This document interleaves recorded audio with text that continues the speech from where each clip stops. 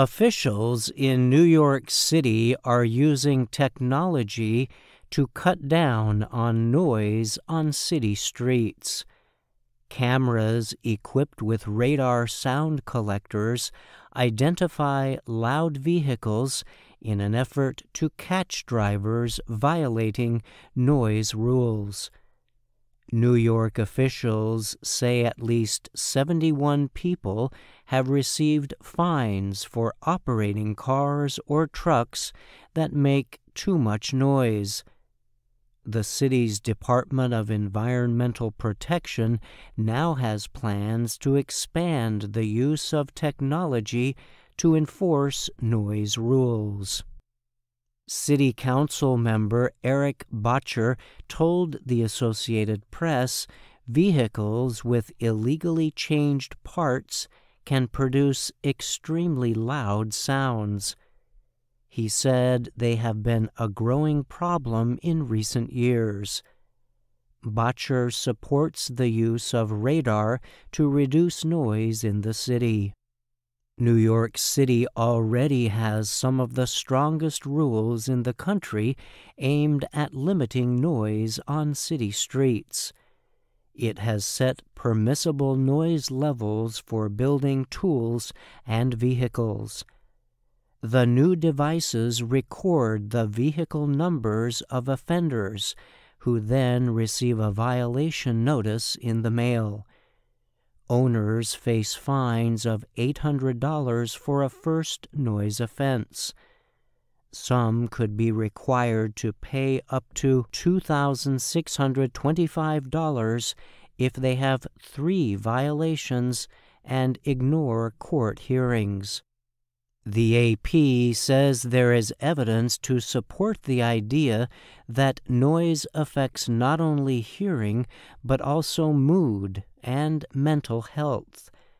The Centers for Disease Control and Prevention, CDC, even says there are possible links between noise and higher risks for heart disease and raised blood pressure. You listen to the noise out there. It is nonstop. The horns, the trucks, the sirens. New York City Mayor Eric Adams recently told reporters at a press conference, "Noise pollution makes it hard to sleep and increases the risk of chronic disease."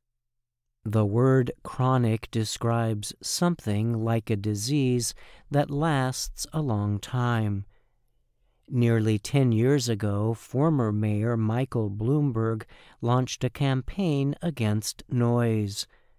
A 45-page document included a series of rules such as ringing ice cream trucks and dog barking. Restrictions related to the COVID-19 pandemic reduced some noise in the city. But the number of noise complaints actually increased during the pandemic. Some experts say that was because people who were forced to stay home became more sensitive to noise. Complaints over noisy neighbors nearly doubled in the first year of the pandemic. Other complaints about cars and motorcycles with loud engines also increased. However, some people in the city say the government efforts to quiet loud vehicles have gone too far. One person opposed to the policy is Philip Franklin, a 30-year-old car lover from the Bronx area of New York. He launched an online effort to protest noise rules. "The majority of us live here in New York City, where noise is a part of our daily lives," said a document explaining his effort. Franklin noted that quiet vehicles can also present dangers to inattentive individuals walking around New York City.